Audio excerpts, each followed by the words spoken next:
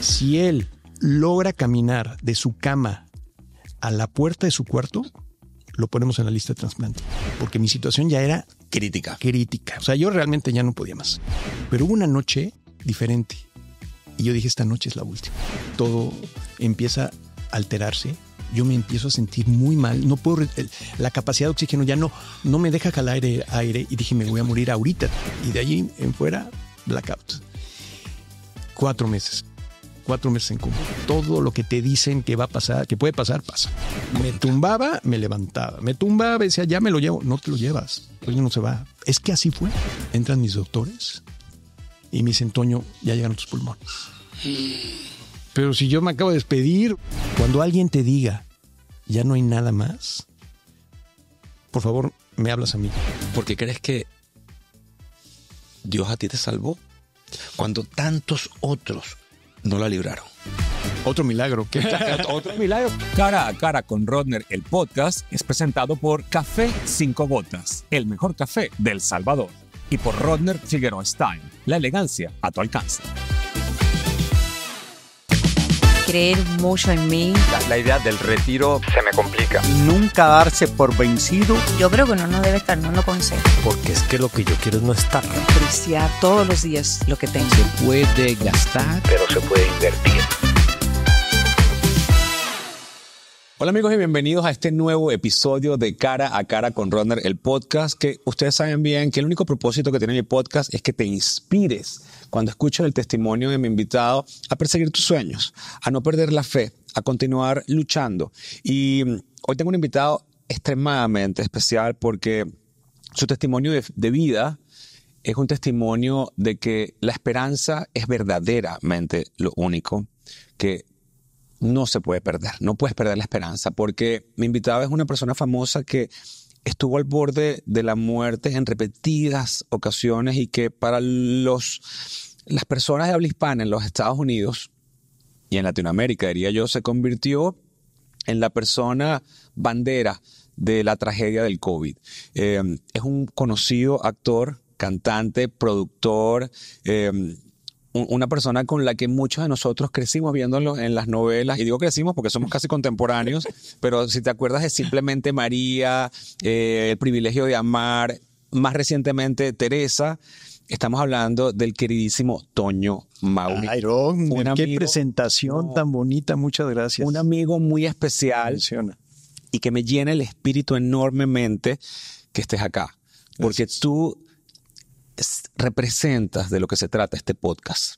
Gracias. Porque tú fuiste una víctima del COVID que te azotó de una manera violenta, repetida, sin descanso. Los médicos, creo que en 3 o 4 oportunidades dijeron, hasta aquí llegamos, no se puede hacer más nada. Así es. Y aquí estás estupendo hoy.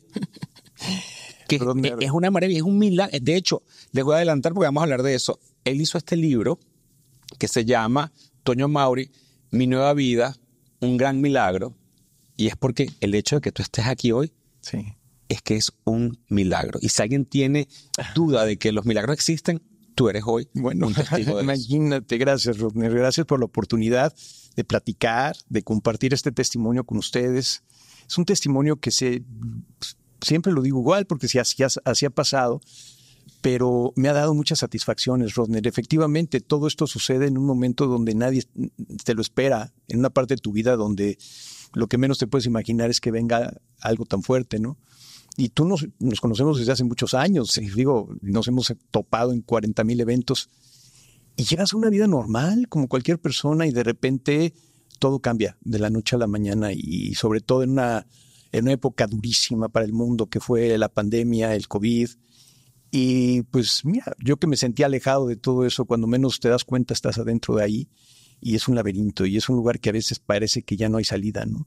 Y me gusta mucho cómo lo presentaste porque efectivamente hoy en día podemos hablar de prioridades, más que prioridades de qué fue las cosas que me ayudaron a mí personalmente a poder salir adelante y efectivamente la esperanza es lo que nos lleva a caminar. Y esas herramientas quiero que nos las compartas, no solamente acá conmigo, sino con todas las personas que nos están viendo el día de hoy, que sea esto o sea otras circunstancias, mucha gente se rinde y tira la toalla. Sí. Y tú no lo hiciste, porque aparte de eso, tú tienes una historia de vida asombrosa, porque a lo mejor la gente puede sospechar que tú eres mexicano de pura cepa, pero genéticamente eres cubano. Soy cubano. O sea, si me rascas aquí un poquito va a salir lo cubano. O sea, soy cubano. Mis padres son cubanos, mi familia toda es cubana. Bueno, vamos a poner en contexto esta historia que es maravillosa, porque a mí me encanta aquí que la gente descubra la historia de vida y cómo, porque además casi que tú no tendrías por qué haber estado en este plano terrestre, Correcto. porque tu papá casi estuvo Correcto. al borde de la muerte en Cuba. Pero bueno, vamos a comenzar. Naces en Va a estar tú buena la naces en México, entrevista, tú se va a naces- poner buenísimo. Buenísimo. Tú naces en México. Sí, somos 3 hermanos, Graciela, Josefina y yo, somos 3. Y los 3, obviamente, después de toda esta situación, nacimos en México. Cuéntale un poco a la gente cómo se conocen tus padres y cómo tu padre, milagrosamente también. Ya veo que Sí. tus padres y tú están tocados por la mano de Dios. Yo creo que sí. Mira, yo la verdad, así me siento y soy muy agradecido por esa situación. Pero a raíz de lo que me sucedió, yo eché para atrás para ver un poco también, porque luego preguntas, ¿por qué yo? O sea, ¿por qué tuve yo, si hay alguna relación con algo que pasó antes? O sea, efectivamente, ¿no? Me meto a buscar desde que nací y empiezo a encontrarme muchas cosas que digo, fíjate cómo lo que iba a pasar desde antes ya estaba. Lo que pasa es que no nos damos cuenta porque vivimos al día a día, estamos haciendo lo que hacemos, pero realmente la mano de Dios está siempre. Y cuando empiezo a unir las cosas, a unir los cabos, digo, ¿cómo no me di cuenta Claro. que Dios te va preparando para lo que viene, ¿no? Porque tus padres salen huyendo de la Revolución Cubana, ¿no? Sí, mi padre tiene que escapar por una situación donde efectivamente recién la revolución, pues tú sabes lo que pasó, mucha gente sabe, y hubo pues una división muy fuerte social en el país, empezaban a incautar propiedades, cosas que era de cada quien y llegaban y te las quitaban, y entonces obviamente hubo un descontento y la gente se preocupaba y se reunía para pues, tener una voz que de alguna manera los hiciera reaccionar, ¿no?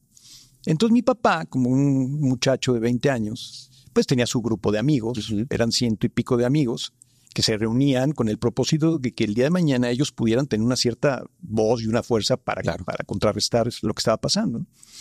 Total, eso lo formaron, mi papá era como la cabeza, era el que dirigía ese grupo, y ahí se reunían 1 vez, 2 veces por semana, escondidos obviamente. Claro. Resulta que en ese momento mi papá se casa con mi mamá, ya tenía una relación muy bonita, es una historia de amor preciosa, y la noche de bodas, pues había una reunión del grupo y mi mamá le dice, no vayas, quédate, pues es nuestra noche de bodas. Y mi papá dice, por supuesto, me quedo contigo, pues es nuestra noche. Y no va a la reunión. Pues resulta que esa noche llegan los soldados y matan a todos los jóvenes que se reunían ahí, a todos. No quedó ninguno más que mi papá porque no estaba. Wow. Y lo tenían identificado. Y dicen, como oye, aquí objetivo, falta ¿no? uno. Y claro, porque él era cabeza de ese grupo, ¿no? Y van por él. ¿Y tu papá cómo se escapa? O sea, lo llegan a encontrar. Es que ahí viene el destino y ahí viene la mano de Dios. Van por él esa misma noche a llevárselo. Y dice mi papá que a la hora que... Él es de un lugar muy bonito en Cuba que se llama Trinidad. Es un pueblo colonial español precioso. Por allá entra Hernán Cortés, entra por ese pueblo. Wow. Lo coloniza, que precioso. Y pues es el estilo español de construcciones, empedrado y todo. Entonces son casitas que todas son, ya sabes, de un solo nivel, las ventanones de madera. Entonces le tocan en la ventana. Él ya los estaba esperando porque ya le habían avisado lo que había pasado. Pues estamos hablando en la madrugada. Él no podía hacer nada porque era la noche, mi mamá dormida. Ahí vivía con sus papás dormidos, las 3, 4 de la mañana, y suena la ventana. Y a la hora que mi papá abre la ventana, se encuentra a los soldados que van por él. Pero el soldado que venía hasta adelante, que encabezaba el grupo, resulta que era su mejor amigo de chiquito, con el que él creció, con el que todo su mejor amigo. Y entonces se le queda viendo fijamente a mi papá y le dice, te doy 5 minutos para que salgas porque nos tienes que acompañar. Pero mi papá se dio cuenta que lo que le daba era 5 minutos para que se escapara. Entonces, en ese momento, él dice, ok, preparo mis cosas y salgo. Él sabía que tenía poco tiempo, ¿no? Despierta a mi mamá, le da un beso, le dice, eres el amor de mi vida, me tengo que ir. Mi mamá no sabía qué estaba pasando, va con sus papás, igual, un beso, me tengo que ir. ¿Pero qué pasa? Los golpes de las puertas. Y lo que hace es agarrar una escalera, subirse al techo de la casa, quitar la escalera y brincar de casa en casa hasta poder llegar a un lugar seguro que pueda bajar y poderse escapar. Porque ellos iban a entrar a la casa a buscar. Desde luego. No, esto ahí arranca, apenas empieza. En el libro cuento un poco de cómo fue el resumen de esto, porque es parte del principio, es parte del destino, ¿no? De ahí se va, tiene su objetivo es llegar a La Habana, obviamente, porque Trinidad está a 5 horas de La Habana, pero era muy difícil en ese momento, porque había retenes que no te dejaban llegar. ¿A qué vas a La Habana, no? Y mi papá en la última casa antes de bajar cayó y se rompió la pierna. Pero con la adrenalina mi papá siguió, pero sí tenía deshecha la pierna. Pero luego te das cuenta que la pierna lo salva, porque él se sube a un coche de esos colectivos que se van parando y recogen gente para llegar a La Habana, y él es el primero a esa hora, y el segundo que se sube al colectivo pues era un general del ejército.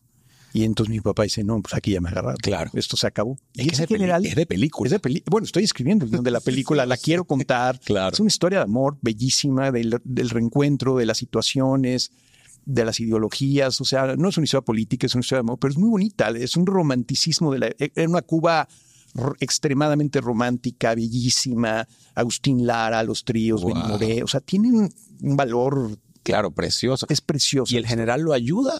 El general lo ayuda porque cuando se sube al colectivo y voltea a verlo y ve un muchacho con la pierna deshecha, le dice al chofer, ya no pares por nadie, tú síguete directo a La Habana porque este muchacho está grave, tiene que llegar a que lo atiendan. Mi papá no le podía creer. Dice, pero ¿cómo? Esta es mi salvación, porque acaba de darla. Sí. ¿Y qué pasaba? Que cuando llegaban a los retenes, Vean al general ven al general y lo dejan pasar. Entonces mi papá decía, asombroso. pero esto es una luz. Imagínate, así llegó a La Habana. Wow. Busca una persona en La Habana que amiga de él, y resulta que esta amiga era la secretaria del embajador de Brasil en Cuba. Pues imagínate, mejor no podía ser, ¿no? Wow. Y ella es la que le ayuda a entrar a la embajada a pedir el asilo político. El asilo político. Pero es de película. Tienen que Ya entrar en un veo. coche, tumbar la puerta en un coche, iban 3. Durante el trayecto del coche, pues obviamente pasas los retenes, les disparan. Mi papá atrás, matan a los de adelante. No. Mi papá se sale. Entonces empiezas a ver que el destino ya está hecho para cada quien. Sí, si ¿no? mi papá iba adelante, lo hubieran matado y ahí la historia se acaba. Pero Claro. iba atrás, se salvó, entró a la embajada, pide asilo, pues se lo tienen que dar. Se queda en un cuarto ahí X tiempo hasta que se cumpliera el objetivo, el tema del asilo político. Y mientras, pues encerrado en un cuarto, pide una guitarra porque él cantaba. Y luego te das cuenta que la música lo No salva. me digas que de ahí te viene la vena artística. De ahí salió, porque pues es que nadie en la familia era artista, nadie, ¿no? Y luego vas a ver cuando pasamos al lado de mi hermana en México, que ya es otra historia, cómo sigue la música siendo un factor y de dónde viene el que estemos hoy en la televisión y tal. Claro, porque lo que yo estoy viendo, asumo que cuando tus padres llegan a México, pues trabajaron en lo que tenían que trabajar, ¿no? Bueno, mi padre acabó la universidad, ya era abogado, o sea, estaba preparado en ese aspecto. Ujú. Y entonces el hecho de salir de Cuba y llegar a otro país como fue México en ese entonces, le dio la oportunidad de que al estar preparado de poderse, acomodar, por decirlo de esa manera. Él era muy simpático y la música, para él era su vida, ¿no? Entonces, te digo, pedía una guitarra, en las tardes tocaba la guitarra ahí donde estaba, hasta que un día el embajador sube con una botella de ron y un habano y le dice, oye, llevo días escuchándote cantar y hoy vengo a cantar contigo. Pero el embajador de Brasil dice, ¿cómo? Y entonces hacían las bohemiadas hasta las 6 de la mañana, él y mi papá solos. Wow. Y mi papá. Entonces le tomó un cariño muy especial a mi papá. Claro. O sea, le agarró cariño porque en ese inter rompe relaciones. ¿Y es quien lo ayuda a llegar a México? No, es que rompe relaciones de Brasil y Cuba. Y entonces el embajador le dice, ¿sabes qué? Por esta razón yo tendría que, aquí se acaba el trámite, no hay forma. Dice, pero yo te voy a ayudar, yo te voy a cambiar de embajada. Olvídate. Es que la historia es increíble. No, es increíble. Y perdón a los que están diciendo, pero esa historia es del papá de Toño, pero es que la historia, yo estoy fascinado, me imagino que ustedes también. Es que es el origen de todo. Es el origen de todo. De ahí viene todo, de todo este tema de cómo cambia, o sea. Pero es lo que tú estás diciendo, es como el destino no lo puedes controlar. No hay manera. Estamos hechos, somos un proyecto. Somos un proyecto, ¿verdad? Y estamos simplemente en el camino de ese proyecto y en el camino suceden cosas. Y cuando tu papá llega a México, Me imagino que con la ayuda del embajador. Lo cambian a la Embajada de México México por una serie de cosas que pudieron hacer. Ajá. Se queda en la Embajada de México, ahí hace su trámite. O sea, México sí Sí, se lo le da el tramita, asilo político, claro. y llega a México. Ya. Llega a un país que no conoce a nadie, con $30 que le dan para que él se mueva. Y en ese momento dice, ¿a dónde voy? En un lugar que no conozco a nadie, ¿no? Qué increíble.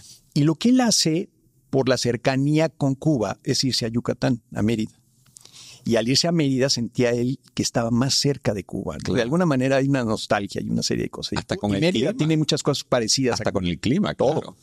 Y entonces ahí conoce una familia en la calle, donde pues un cubanito en esa época, simpático, cantando, era muy simpático el papá.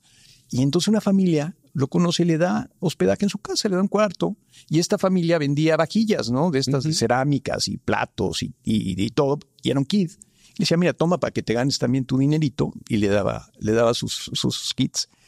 Y con eso él pues, empezaba. Lo que pasa es que vendía los kits muy rápido, porque era de puerta en puerta y cantaba y se los compraban todos, ¿no? Al mediodía ya había vendido todo, o sea, estaba ya del otro lado. Pero era simplemente el ajuste de poderse ubicar, y siempre pensando en mi mamá, poderla sacar de Claro. ¿Al cuánto tiempo llega tu mamá? Mi madre sale mi padre escapa en el 61, mi madre llega en el 63. O sea, 2 años. 2 años separados. de separación, muy duros. Y él estando en Yucatán, pero fíjate, es que tengo que contarlo. Claro. Resulta que donde él vivía, en casa de esta familia, en la esquina de esa calle, había un barecito. Y en ese barecito, él iba y... Mi papá nunca tomó una copa, no le gustaba el alcohol, pero él iba a cantar, pero no de show, no era el que cantaba en el bar. Se hizo amigo del dueño del bar, y entonces por las tardes se metían en la oficina de esta señora a bohemiar, a cantar, guitarrita. Para ellos. Fuera del bar, o sea, a un lado del bar. Ajá. Un día entran 3 señores, al bar a tomarse una copa y oyen cantar a mi papá, de lejos. Y preguntan, oye, ¿quién canta?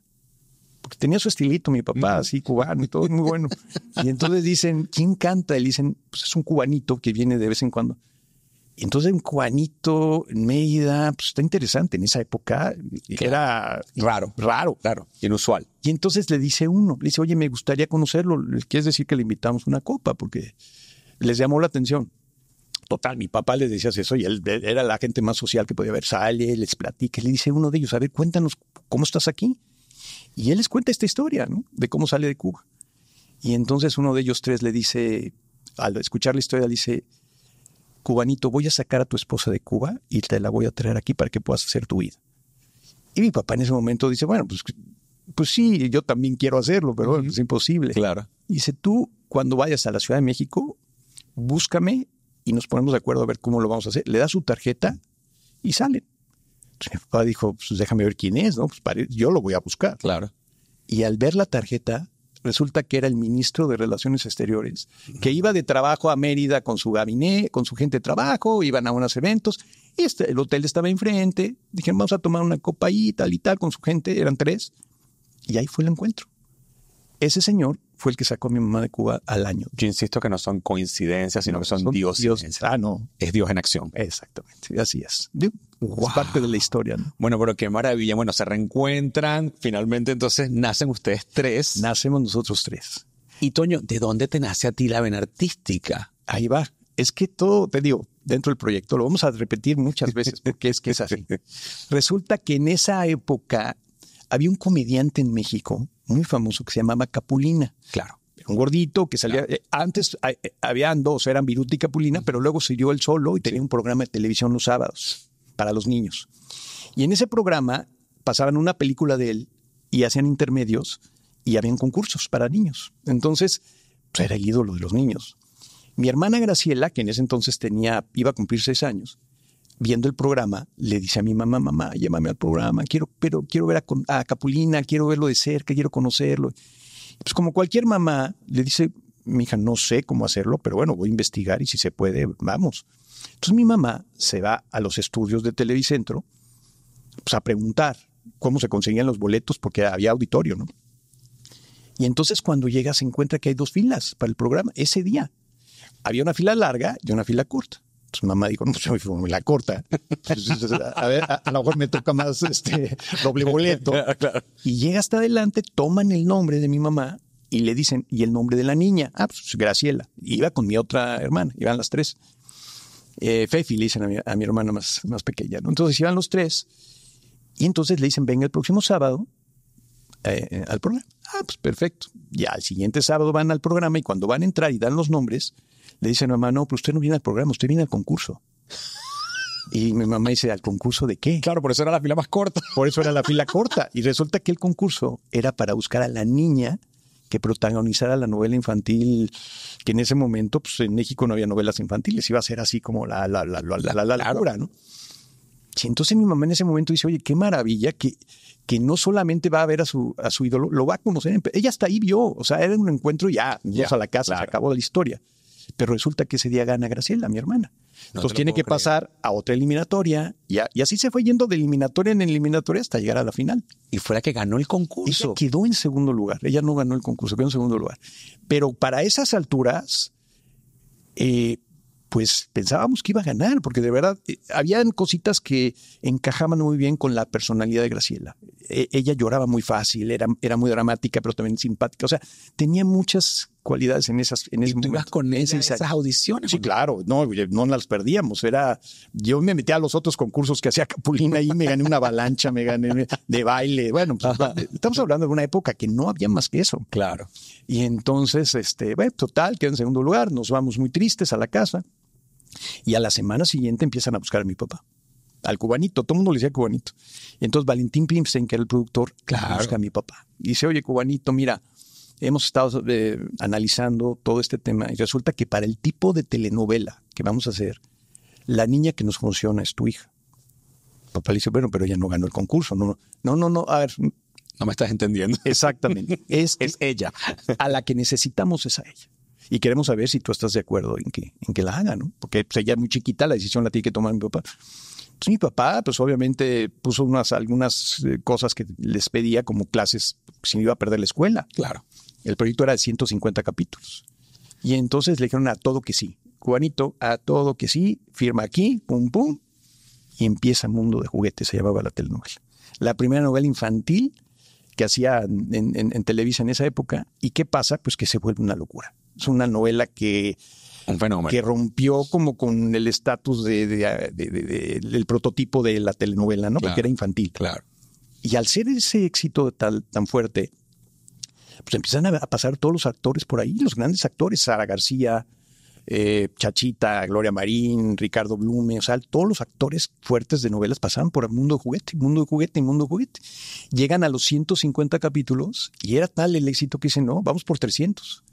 Llegan a los 300 y sigue. Acabaron siendo 690 capítulos. No, una locura. te lo puedo creer. Para mi hermana muy pesado. Claro. Muy difícil. Yo me acuerdo que de chico fue complicado. Se desilusionó tu hermana de tanto trabajo. ¿Sabías que el buen café es como el buen vino? Por eso nuestro café 5 gotas cosechado en el volcán de Santa Ana a una altura extraordinaria es un café especial que tiene unos aromas maravillosos. Yo no puedo dejar de disfrutar cara a cara con Rodner sin probar Café 5 Gotas. Así que si quieres probarlo, visita 5gotas.com y descubre la delicia de este café. Se cansó. Claro. Nunca se desilusionó, pues se cansó. Pero siguió en la la rutina. Siguió en la Ella se separó un tiempo porque fue demasiado fuerte Claro. el desgaste y dijo, yo quiero parar, porque se perdió una parte importante de la infancia. Claro. Su escuelita, Claro. sus amiguitos, no podías. Y el gusanillo a ti, porque tú estuviste en un grupo musical, Fresas con Crema. Sí, fresas con crema. Fresas con Crema. Fresas con Crema. Pero eso viene gracias a Graciela. No te puedo creer. Es que ¿Cómo en así? en el Inter que Graciela está haciendo Mundo de Juguete y pasa un tiempo después, abren la Escuela de Actuación de Televisa. El primer, ahora se llama SEA, pero Sí. en ese momento era Centro de Capacitación. Lo abre Marta Zabaleta. Ya. Y al abrir la escuela, que era un experimento, resulta que empiezan a hacerse proyectos importantes. Lo toma también Luis de Llano y empiezan a hacer un concepto que se llama Cachún Cachún, que eran unos universitarios. Timbiriche, que también era de Luis de Llano, ya estaba Timbiriche. Y entonces Luis de Llano dice, oye, aquí tenía a un grupo de muchachos del Centro de Capacitación Artística, que entre ellos estaba Mariana Levy, y dijo, ¿qué hacemos con estos muchachos? Vamos a hacer un programa de una cafetería, por eso se llama Fresas con Crema. Ya. Se empieza a preparar el programa, una audición, éramos más de 12 los que habíamos quedado. ¿Y por qué tú entras al CEA? Yo entro porque no tenían gente que fuera al CEA. Entonces buscaban en mi caso, yo era el hermano de Graciela. Me buscaron. Ya. No Sí, porque tú quisiste. no, entrar al yo ni CEA. sabía de eso. Me buscaron y me dijeron, y van a abrir la escuela de actuación. ¿A ti te interesaría estar? Y yo veía todo lo de Graciela y digo, por supuesto que sí. O sea, mañana empieza. Pero era diferente. Eran clasecitas por la tarde, 2 o 3 clases a la semana. O sea, era el principio de lo que ahora es ahora ya es como una universidad. No, es una universidad. Pero así empezó. Y entonces dijeron, pues el programa Fresas con Crema va a ser una cafetería.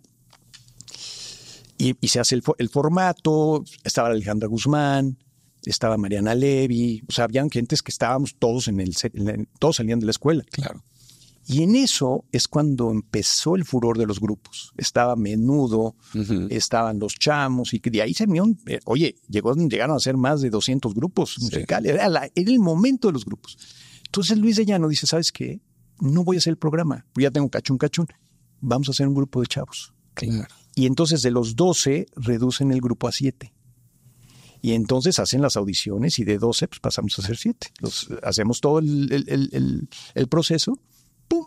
Y me quedo en los 7. ¿Y tú cantabas? ¿Te gustaba el canto o cómo es la Sí, cosa? porque en la escuela de televisión eso es lo que te preparaban, a cantar y bailar. Ya. Yo con el Güero Castro estábamos en una clase de ballet. O sea, en leotardo, con zapatillas, ahí levantaba el pie y nos veíamos hijos diciendo, oye, ¿de verdad vamos a ser bailarines de ballet? No, lo que pasa es que era parte así. Pedro Damián era maestro de actuación de nosotros. Imagínate. O sea, estamos hablando de una época que era así. Marcia Valeta era la directora. Y pues, el centro de capacitación en ese entonces, te digo, salió el Güero Castro, Mariana en paz descanse. O sea que en realidad tú empiezas cantando en vez de actuando. Ah, sí, toda la vida. Y a mí me pusieron a hacer audiciones y a ver, pónganse todos a cantar y de aquí salen 7. ¿Y en qué momento viene la transición del canto a la actuación? Porque ya llevamos en Fresas con Crema casi 5 años, hicimos 4 discos. Y en eso, un poquito antes del último disco, después del último disco sale Mariana Levy, sale del grupo a hacer telenovelas. Uh-huh. Entonces ahí el grupo se desnivela, como que estaba muy... Y entonces empezamos a tener cambios entre Andrea Legarreta, que fue parte de Fresas, Pilar Montenegro estuvo un tiempo, grabó el último disco. O sea, hubo gente que entraba y salía, ¿no? Alejandra Guzmán estuvo al principio de Fresas con Crema y al morir su hermana Viviana, Silvia, su mamá la sacó. Claro. Entonces vas viendo todos esos cambios. Y al final, yo después de haber hecho los 4 discos de Fresas, y voy caminando por un pasillo de los de Televisa y me ve Valentín Pimste y me llama. Un muchachito, ya sabía quién era, me conocía perfecto. Me dice, ¿te gustaría hacer una telenovela? Y le digo, pues sí, la verdad, pues sí, a todos, sí, claro. Me dice, bueno, pues vamos a hacer, te van a llamar. Yo dije, vaya a hacer un personajito ahí en una novela. Dije, pues está bien. Luego me doy cuenta, voy a la cita y me empiezan a dar pruebas para yo hacer las escenas del personaje, y empiezo a hacer las escenas sin saber qué personaje era. No, yo voy a lo que voy. Claro.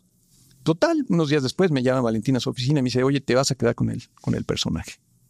Vas a empezar a grabar. Y ahí es cuando él me dice, vas a ser el hijo de María, en Simplemente María.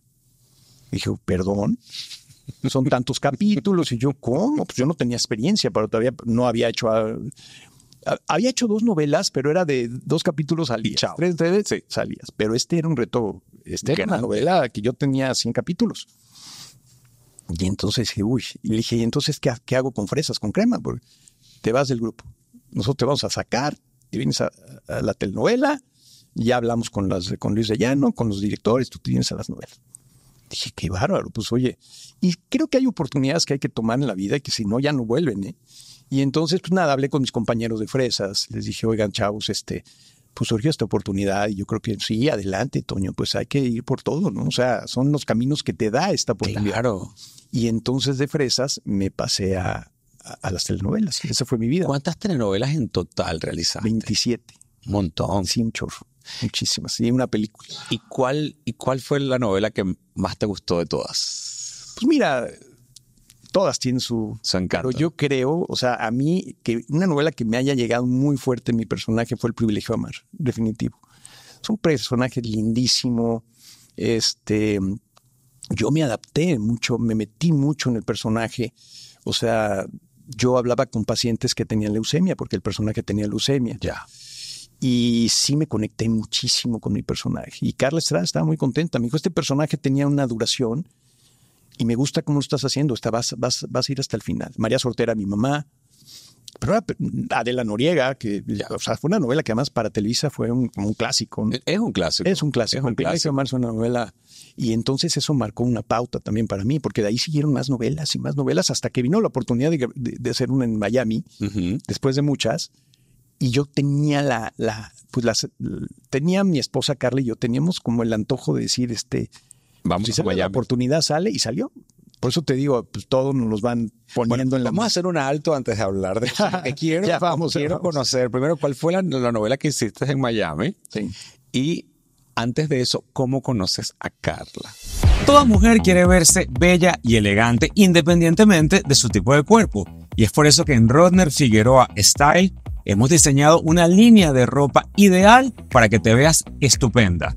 Por eso te invito a que visites rodnerfigueroa.com y descubras la elegancia a tu alcance. Anda. Que es tu compañera de vida, tu esposa preciosa, Mi ángel de la adorada. Mi ángel de la Si no, tienen que hacer un Google search o un ChatGPT search para que vean, porque son una pareja bellísima que tienen unos hijos hermosísimos. Gracias. Y Carla ha sido tu ángel de la guarda, en todo este proceso, luego del trasplante de doble pulmón. Bueno, ya me contarás esto para los que pero ¿cómo se conocen? Porque además Carla, para los que no lo sepan, en México es hija de una figura muy importante de México. Y quiero saber cómo tu suegro vio que su hija estaba saliendo con un actor. Otro milagro. Otro milagro, porque fue presidente de México. Sí. Imagino que un hombre serio, además. Sí, su abuelo fue presidente de México. Su abuelo, perdón. Su papá era presidente de Televisa cuando yo estaba en Fresas con Crema. Ya. Pero yo no lo sabía. Yo veía, iba a un programa que se llamaba XETU, que hacía René Casados y Erika Buenfield. Pero íbamos a hacer promoción, en ese entonces estaba Siempre en Domingo. Y yo de repente en XETU y en Siempre en Domingo cantábamos con Luis Miguel, chiquito que apenas empezaba, Julio Iglesias, lo conocí ahí, al Puma. Era la época donde todos pasábamos por lo único que había que eran esos programas, era la pantalla para poder salir. Que era maravilloso. Miguel Bosé, etcétera. Entonces ya nos conocíamos desde ese momento, ¿no? Claro.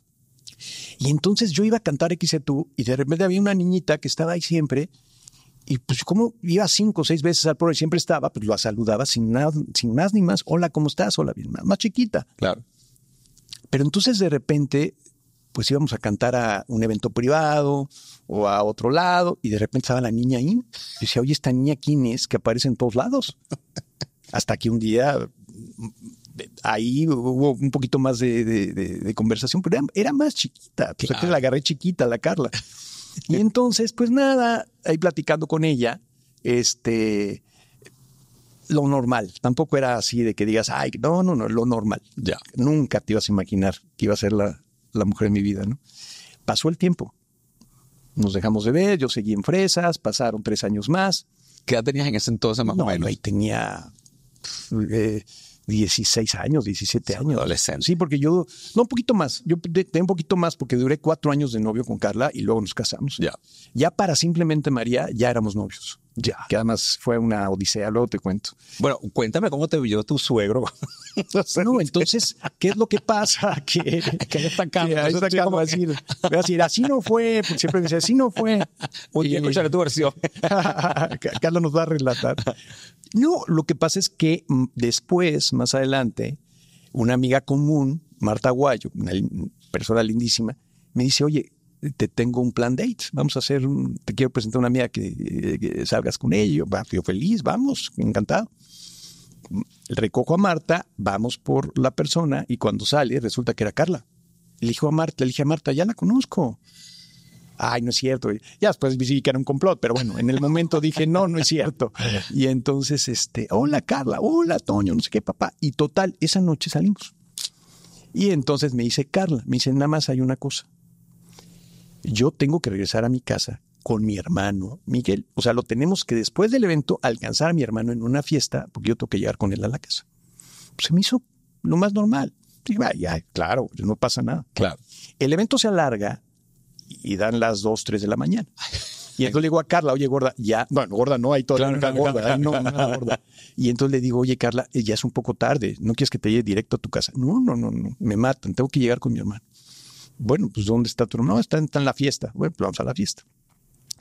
Llegamos a la dichosa fiesta a las 3 de la mañana y lo primero que sale es un mariachi lleno de pastel, los instrumentos rotos, como decimos en México, mentando madres, porque hasta desechos. Y le digo, oye, Carla, sin entrar, le digo, oye, se ve que la cosa adentro está tensa, ¿no quieres ver primero antes de entrar? Y no, yo tengo que buscar a mi hermano. Le digo, bueno, pues vamos a ver qué hay ahí adentro. Y en eso nos asomamos, Rodner, y no sé ni cómo describirlo, todo el mundo corriendo de un lado para otro, un tipo con un extinguidor persiguiendo a una niña, y yo decía, ¿pero qué está allá adentro? ¿Qué está pasando? Total, que al ver la situación le digo a Carla, oye, vamos a escondernos o nos van a llenar de pastel, de extinguidor, o nos va a tirar algo en la cabeza. Estaba ya la cosa. Pues sí, buscamos un rinconcito, ahí nos escondemos y tal. Y hasta que aparece el hermano, ¿no? Carlita, qué bueno que viniste, no sé qué. Resulta que la fiesta era el cumpleaños de Luis Miguel. Y entonces, Tremenda fiesta. No, bueno, pues yo no sabía. Claro. Dije, me hubieras dicho antes, pero yo pues ya estábamos en medio de la fiesta. Claro. Y como tú hasta acabas de llegar, los otros ya estaban enfiestados y tú apenas vas llegando y dices, no, pues yo a escondernos, ¿no? Y entonces, bueno, ya bajó la intensidad de la fiesta. Encontramos a su hermano y para las 5 de la mañana, pues la fiesta seguía, pero ya en petit comité. Y llegó otro mariachi. Y a las 5 de la mañana que llegó el mariachi, pues ¿hasta qué hora se va a durar esto? Bueno, pues, empezó a cantar. Y ya te imaginarás a Luis Miguel cantando en fiesta de cumpleaños con mariachi. Privilegio. Pues era una delicia, ¿no? Porque todavía se salió a la calle a cantar. Y los vecinos a las 6 de la mañana prendían la luz y veían que era él y pedían canciones. Claro. Oye, cántate. Es que era, de veras, era increíble verlo ahí. Es una historia increíble. Increíble, porque yo dije, ¿qué hago aquí? O sea, la verdad. Y yo lo conocí a él, pues, de promociones en otros programas, a él y a su papá. En algún momento yo quise ser empresario, hicimos una fecha de él y fue maravilloso. Bueno, total. Pero esa fue nuestra primera salida de pareja. Pero la fiesta de Luis Miguel. Un primer date. Bueno, y cuando llegó Carla a su casa, el papá no te está esperando. Porque así tenía que ser. Carla llegó con su hermano a su casa y yo le dije, Carla, adiós. Yo mañana te llamo, ok, bye. Pero ahí empezó un poquito más la relación más formal, sin nada de formalismos, ¿no? Pero después de un tiempo sí ya se hizo formal, volvimos a coincidir en un evento. Pasaron cosas, obviamente, que nos volvieron a juntar. Claro. Pues la verdad, así fue. Y ahí empecé a conocer a Carla más. O sea, ya dije, a ver, ya nos conocemos, ya sé quién es, ya salimos. Vamos a seguir viéndonos, vamos a seguir. Y la empecé a procurar, a buscar y tal. Y poquito a poco se fue dando la amistad. Y entonces llegó el momento de decirle a Carla, pues tratemos, ¿no? Pues tratemos. Bueno, paso siguiente, pues tu familia. Hablar con el papá, presentarme en familia, a ver qué dicen de mí. Y yo cuando sabía que era el presidente de la empresa, de la que yo soy del grupo de fresas con crema, dije, no voy a llegar ni a la puerta.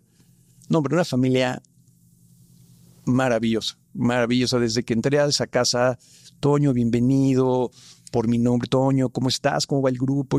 Pero la primera vez que llego a conocer a la familia era una tarde de domingo y ellos comían todos los domingos. Claro, domingo familiar. No, domingo familiar, toda la familia, pero me encuentro que estaba Rafael comiendo con ellos, el cantante. Él canta, bueno. Y a su estilo me dice, a ver, muchachito, ven para acá. ¿Y tú quién eres? Y yo lo veo, lo reconozco y digo, ¿y ahora yo qué? Y toda la familia viendo, ¿no? Porque obviamente claro. Era mi presentación. No, bueno, yo soy ahí no le dije novio de Carla. No me atrevía yo a... Dijo, no, soy el amigo de Carla. Ah, pero nada más amigo, ¿verdad? Porque, o sea, de esas gentes que dices, que prefieres decir nada, quedarte callado, pues yo muy tenso, ¿no? Pero una gente, o sea, lo hacía realmente como parte del protocolo familiar. Y esa fue mi primera reunión en familia. Y es que es increíble porque, en el fondo, ustedes... ¿Cuántos casados, cuántos llevan? 33 años. 33. ¿Y de novios? 4. 37 años. 37 años. Maravillosos. Con unos hijos preciosos. ¿Cuántos hijos son en total? Tenemos dos. Carla Teresa, de 28, Toño, 26, que ya también se casa en noviembre, y 2 nietos, que ya... Bueno, vamos a llegar ahí. Porque, como dice el dicho, pareciera que la vida te había sonreído de una manera esplendorosa. Así es. Y tenías todo lo que un hombre puede pedir. Amor, trabajo, esposa, hijos, todo. Llega el 2020, se enferman todos de COVID. Sí. Y a ti el COVID te maltrata. No te suelta. Es despiadado contigo. Totalmente. Sin imaginármelo, ¿eh? Sin imaginártelo, ¿no? Porque como me imagino que como hombre de la casa habrás pensado más preocupado por tu esposa y tus hijos Claro. que hasta que por ti mismo. Siempre. Además, yo siempre fui el más sano en la casa, el más sano. Y además, para esto, mi yerno, que es español, sevillano, vuela antes de que se cierren los aeropuertos para casarse con Carla. Carlita se alcanza a casar en la pandemia, antes de empezar la pandemia, por el civil, pero faltaba la boda religiosa. Y entonces vuela Pablo a Miami y se logra hacer. Pero durante toda la pandemia, Pablo, mi yerno, estuvo con nosotros y éramos mis 2 hijos, Carla, mi esposa, Angélica, que es una persona que lleva con nosotros trabajando años, Pablo y yo. Y a la hora de la hora, Rodner, nos contagiamos todos sin saber por qué. Pregunta desagradable, porque a mí me dio COVID y yo sé quién fue la persona que me la dio, que me contagió. Tú llegaste a saber quién fue la persona que los contagió. Y perdonen que tengo un poco de hipo y le voy a pedir a mi productora que me dé una bolsita de azúcar, porque para que no lo sepan, si tragas azúcar en granos, te calma un poco el hipo. Tengo 3 días con hipo, pero bueno. Es buen tip. No, vengo del doctor el día de hoy. Por eso si escuchan ese ruido constante desde hace como 10 minutos para acá, es por eso. ¿Sabes quién los contagió de COVID? No, Rodner, sabes que hasta la fecha lo hemos pues como pensado, ¿no? ¿Cómo fue? Porque no salíamos, era una pandemia cerrada, no salíamos de la casa. ¿Cómo puede haber sido? O sea, si no teníamos contacto con nadie, ¿no? ¿Cuál era el único contacto que teníamos? La comida que llegaba de fuera, el supermercado que llegaba de fuera. Pero era lo único que había, o sea, y fue parejo. Yo, fíjate, una noche anterior a sentirme mal, cenamos sushi. Y pues yo pedí unas piezas de no me acuerdo de qué eran, de salmón, no me acuerdo. Y Carla, mi esposa, me dice, oye, ¿cómo comes esa comida ahorita? Habiendo toda esta pandemia, crudo, ¿cómo se te ocurre? Yo, pues mira, pues de todos modos no pasa nada, sabemos de dónde viene y tal. Al día siguiente me empiezo a sentir mal. Y Carla achaca que yo me siento mal por el sushi que me comí, que me cayó mal. Lo que pasa es que yo ya traía el COVID, ya. Y al estar todos en la pandemia juntos, pues yo se lo pasé a Carla a mis hijos y todos teníamos COVID. Pero en ese momento, Rodner, era cuando veíamos en la televisión las noticias, nuestra rutina era levantarnos por la mañana, rezar. Rezábamos toda la mañana por las personas que veíamos que se estaban muriendo, que decíamos, qué tragedia. Jamás pensamos que íbamos a estar en... ¿Tú te deterioras violentamente o cómo fue tu proceso? No, yo empiezo a sentirme mal. Yo me acuerdo que el doctor Juan era el que yo veía las noticias porque él el que nos iba llevando y te iba diciendo, ¿no? Esto. Y yo viendo las noticias, de repente empiezo con temperatura. Después empiezo a perder el olfato y luego el gusto. Y ahí empieza. Y yo ya había oído que estos eran los síntomas del COVID. Y ahí sí dije, bueno, ahí es hora de hacer las pruebas. En ese momento las pruebas se tardaban un montón, sí. 4 días, 3 días. O sea, no te decían inmediatamente. Ya que nos lo confirman, para esto yo estaba en mi casa y yo oía las noticias, no vayas al hospital, que sea lo último que puedes hacer porque los hospitales están convulsionados, te vas a contagiar más, y te vas a contagiar más. Traten de no llegar al hospital. Y dije, bueno, pues yo aguanto hasta el final. ¿Qué pasa? La fiebre empieza a subir a un grado tremendo, pum, pum, y no se baja con nada. Pero lo más duro de todo es la falta de aire. Porque yo de repente tenía una máquina de oxígeno que Carla consiguió, me la ponía, pero a pesar de eso, yo jalaba el aire y es como cuando corres que no entra el aire. Qué horrible. Y entonces sí me empecé a sentir mal. Hago un enlace con Lili y con Raúl. En el programa en vivo. El Gordo y la Flaca en los Estados Unidos, un programa de entretenimiento famosísimo, que además les acaban de entregar una estrella en el salón, en el paseo de Hollywood, así que les mando un beso. Sí. Y tú estuviste con ellos. Otro para ellos, correcto, que también son ángeles míos. Porque en ese momento se enteran que yo tengo COVID y me entrevistan. Oye, Toño Mauri tiene COVID. A ver, Toño, ¿qué sientes? Y tal. Y empieza la entrevista. Y a la mitad de la entrevista, al aire, me dice Raúl, vamos a parar porque no te ves bien. Yo te conozco y no te ves bien. Yo creo que deberías de ir al hospital. Al aire, ¿eh? Y cuando él me dice eso, hace cuenta que fue como ¿qué esperas? martillazo. O sea, corre. Porque yo ya venía sintiéndome mal, aguantando. Quería dar una buena cara, pero me sentía fatal. Claro.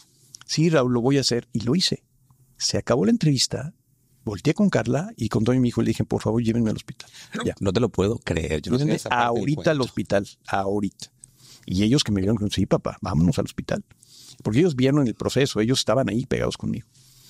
Y entonces le hablo al doctor Juan. Le digo, doctor Juan, ya caí en este tema ya. Me dijo, no, ya te tienes que ir al hospital. Mi oxigenación estaba por el suelo. Y entonces me dice, no, corre al hospital. Y y le dije, ¿a qué hospital voy? Porque pues está todo convulsionado, ¿no? Todo. Y me dice, mira, yo creo que al que deberías ir es al Monte Sinaí y esperar a que se te ocupe una cama. Y eso hice. Entré por urgencias al Monte Sinaí y efectivamente estuve un tiempo esperando en urgencias hasta que de repente me dicen, Toño, ya hay una cama, te vamos a subir, pero te vamos a subir a terapia intensiva. Directamente. Y yo cuando oí la palabra, yo te voy a decir la verdad, Roner, yo pensé que iba a entrar y a salir.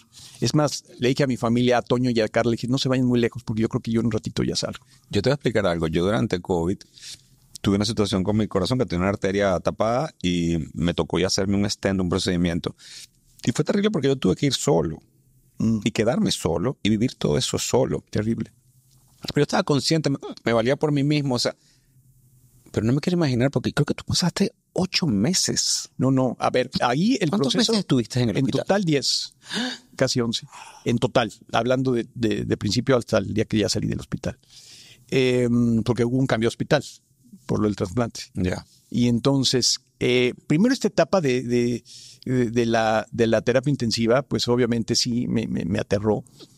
Aquí había un tema muy, muy duro de llevar, la soledad. O sea, que a partir de que tú entrabas ahí, ya no podía haber nadie contigo. Yo lo viví. Eso fue muy duro porque yo acostumbrado a estar con ellos siempre y ellos conmigo, pues es que era la fuerza de que, ay papá, a ver, no te sientas mal, oye, mi amor, tómate esto.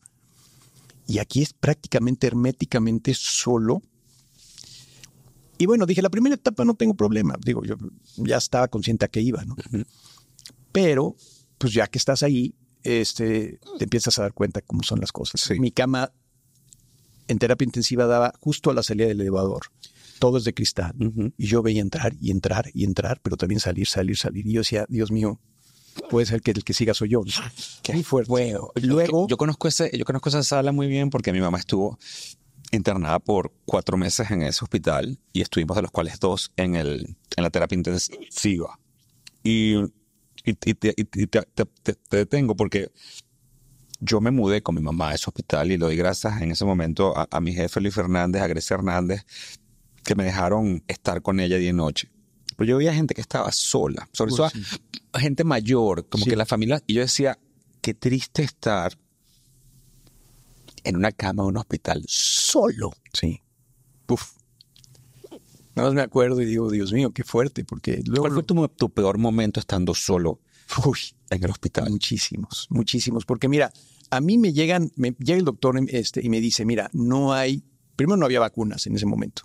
2, no hay un medicamento que esté comprobado que quita el COVID. No hay. Vamos a probar con el que está dando resultados, pero que tienes que estar consciente que no te podemos garantizar que ese sea. ¿Qué haces? No hay nada. Claro. Pues pónganmelo. Me ponen el medicamento, empieza a funcionar, y llega un momento en que ya entró COVID. Salgo negativo, dije, me voy a mi casa. Total, hablo con Carla, ahí todavía tenía mi teléfono, y te voy a decir por qué ahí todavía tenía mi teléfono, porque después me lo quitaron, y eso sí fue. Entonces tengo mi teléfono y le digo, Carla, ¿qué crees? Salí negativo, en un ratito te hable, parece que ya, y estoy oxigenando bien. Dije, me voy. Y ya en lo que estoy esperando la noticia, entran mis 2 doctores con mis radiografías. Y me dice, Toño, pues sí, efectivamente ya no tienes COVID, pero no te puedes ir a tu casa. Le digo, ¿por qué? porque tus pulmones están muy lastimados. Y digo, ¿qué es muy lastimados? Me sacan la radiografía, mis pulmones están deshechos. Me dijeron, el COVID se alojó en tus pulmones y desafortunadamente Los destruyó. los destruyó. Tenía ahí un pedacito que era de un pulmón, que era lo único que me servía. Imposible. Me dijo, si sales ahorita regresas en 1 hora. No vas a poder. Así que vamos a... Y le dije, bueno, entonces, ¿qué sigue? ¿No? Pues lo que sigue es tratarte con medicamentos y estar en un proceso de ver si podemos rescatar tus pulmones, ¿no? Que a la larga es una infección, o sea, lo que tienes es inflamación, etcétera. Pues no hay de otra. Pero de ese momento, Rodner, empieza lo fuerte. Ahí es cuando viene el cambio de todo. Porque día con día me empiezo a deteriorar, pero de una manera, de un día para otro, eran caídas.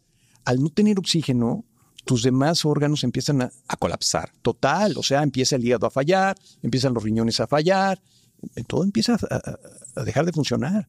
Entonces yo veía todo lo que estaba pasando a mi alrededor. ¿Y qué pasa? Me quitan el teléfono. Me dicen, ya no puedes hablar por teléfono, porque cuando hablas por teléfono, alteras todo lo que... todos tus niveles se alteran. Desafortunadamente no vas a poder, vas a hablar, pero muy restringidamente, claro, porque si no nos vas a romper el ritmo y me quitan el teléfono. Y ahí sí, Rodner, era una soledad muy dura. No podía ya hablar con alguien, porque me servía de consuelo cuando hablaba ya, hasta comida. Me mandaba mi yerno, me preparaba mi comidita, me la mandaba al hospital, yo hasta ahí estaba bien. Pero ahí entra el proceso donde ya tú también estás consciente que algo está pasando, ya no es lo que tú pensabas. Que parecía irreversible. Yo lo sentí así, porque también te voy a decir algo. Empezaron a haber noches muy largas, solos. Y yo en esas noches, Rodner, empezaba a ver mi vida en una película, desde chico, desde que nací, de lo que yo me acordaba. Y luego empecé a ver todo. Empecé a ver mi vida con familia, mi vida con Carla, mi carrera. Y ahí me di cuenta de muchas cosas que me gusta decirlas porque ahí viene un cambio muy fuerte. Qué tristeza que sea cuando estás en una situación así, sí, porque debería ser cuando estás bien. Pero bueno, tú y yo nos conocemos. A mí me encanta esto, mi ambiente artístico, mi televisión y todo. Carla no es una persona de ese tipo de eventos, pero yo sí. Entonces yo no me perdía el cóctel de tal, la presentación de tal, yo iba a todo. Y eso ya viviendo en Miami. Entonces, ¿qué hacía? Pues que yo me tenía que mover, ir y venir. Entre Miami y México. Y entre Miami y México. ¿Y qué pasaba? Sí. Que en esas idas a México, yo me perdía la obra de teatro de mi hija, en la escuela, me perdía el juego de fútbol de Toño, mi hijo. Las cosas que después dije, ya las perdí. O sea, ya no las voy a recuperar, ya se quedaron atrás. Y yo en la cama decía, ¿cómo no me di cuenta de lo que estaba haciendo? Y te ganaba el arrepentimiento. ¿Sabes qué pasa? Que en ese momento, y tú lo sabes, esta carrera es así, te jala. Llegas a un momento que te sientes tan a gusto. No soy una persona de vicios, no consumo nada, no hago nada. Simplemente era el hecho de estar con la gente. O sea, esto me causaba a mí un gusto, un placer. Placer. Sí. O sea, estar y venir, la foto y el evento. Sí. Y ahí vivía, sin darme cuenta que mi familia estaba en un segundo plano, ¿no? Te digo esto porque yo creo que hay que poner atención cada quien en su vida de cuáles son las prioridades. Qué lástima que yo tuve que hacerlo en una circunstancia así. En el fondo yo pienso, y para que ustedes entiendan la gravedad de la enfermedad de Toño, a Toño le inducen un coma por espacio de... Bueno, yo pido el coma. O sea, no pido el coma, sino pido que me entuben. Tú pides que te entuben. Porque una noche empiezo a ver que todo empieza a alterarse. Yo me empiezo a sentir muy mal. No puedo, la capacidad de oxígeno ya no me deja jalar aire y dije, me voy a morir ahorita. Es una sensación, ya, no voy a dejar de respirar. Y entonces le pido al enfermero que le diga al doctor que quiero que me entube. Y entra el doctor rápido y me dice, sí, efectivamente, ya llegaste al momento que se tiene que hacer. Entonces tienes que autorizarlo. Le dije, ¿dónde firmo? Pum, pum. Es muy duro porque los doctores, hay unos que son más blanditos y otros más duros. El que me tocó es duro y me dice... quiero que estés consciente que el entubarte puede ser la antesala de la muerte. Digo, para que tú te prepares. Y cuando él me dice eso, mi teléfono, necesito mi teléfono. Sí, denle el teléfono porque me quiero despedir de Carla, de mis hijos. Me están diciendo que quizá ya no vuelvo. Quiero despedirme de ellos. Qué fuerte. Denle su teléfono. Pues el teléfono, pues estaba en la oficina nadie lo encuentra, es que se lo llevó fulanito y es el proceso caminando, porque en ese momento me empiezan a preparar. Pues es un proceso muy rápido, no tengo tanto tiempo. Yo sé. Y total, me dice un enfermero, toma, habla de mi teléfono. Pero no me sé los números. Yo tengo Carla, Toño, mamá, no tengo los números. Sí, eso lo hablamos el Ojo, otro día. apréndanse los números de sus gentes porque si no, no les van a poder hablar. Sí. Y con toda la tristeza le digo, gracias, pero no sé los números. O sea que a ti te entuban y tú no hablas, tú no te despides de tu familia. Llega mi teléfono. Ya casi al final, ya no hay tiempo de nada más que de dejar un mensaje. Pongo la cámara en el proceso. Se veía todo lo que me estaban haciendo. Y me despido de Carla. Me despido de Carla, me despido de Carlita, me despido de Toño. Les digo, pues no se pudo, falló todo, pero no dejan de ser el amor de mi vida. Carlita, que seas muy feliz. Toño, ve por tus sueños. Carla, te adoro. O sea, pum, un mensaje también de menos de un minuto, no hay tiempo, ¿no? Y en ese momento ya no puedo hablar más. O sea, ya no tenía voz, ya no tenía aire. Y apago el teléfono. Y le digo al enfermero, dele el teléfono a mi esposa y dígale que le dejé un mensaje en el teléfono para que lo vea. Pero pues el enfermero andaba en lo suyo, pues no lo culpo, ¿no? El teléfono era lo de menos. ¿Y te pasó por la cabeza que esa era la última vez que los ibas? Sí. En ese momento dije, sí, ya me voy. Ya, porque las circunstancias, tú te vas dando cuenta de una realidad y estás viendo las cosas. Es como tapar el sol con un dedo. Y estoy viendo que vamos directo para allá. O sea, me están preparando para irme. Entonces, estás consciente de que es el final. Así vas. Pero ahí pasa algo muy fuerte. Y es la primera vez. Yo desde que entro al hospital, tú sabes que yo soy gente de fe, mi familia, yo me encomiendo a Dios inmediatamente. Fue lo primero que yo hago en la sala de espera del Señor. Híjole, quédate conmigo, a ver qué va a pasar, pero tú estás conmigo, estoy tranquilo, pero empiezas a ver que las cosas se empiezan a complicar. Siempre Dios presente conmigo, papá, ya me van a dormir. Y en el momento que me van a dormir, escucho que uno de los enfermeros le dicen al doctor, acaba de colapsar el pulmón izquierdo. Eso lo oí. Quiere decir que el pulmón izquierdo para. Pero la ventaja era que como me estaban preparando para intubarme, ya no hubo un choque de que dejas de respirar, pero te conectamos. Ahí puedes perder, olvídate, o morir. Claro. Pues pum, ya estoy listo para ese proceso.